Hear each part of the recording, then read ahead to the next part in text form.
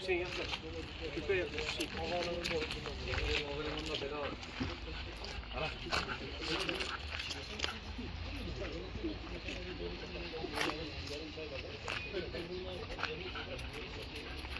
Ara.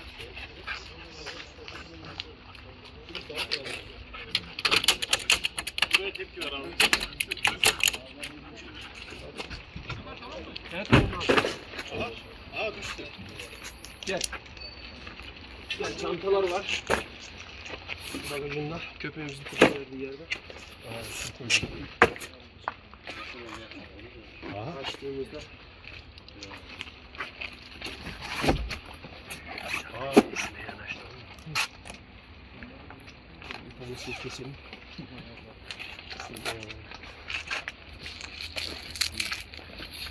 Gel abi. Renk görünüm itibariyle eroin maddesi. Bir iki tane daha açalım. Farklı var mı? Farklı paket var. Şurada var. Şunu açalım. Orada da var. Şurada farklı. Çift paket.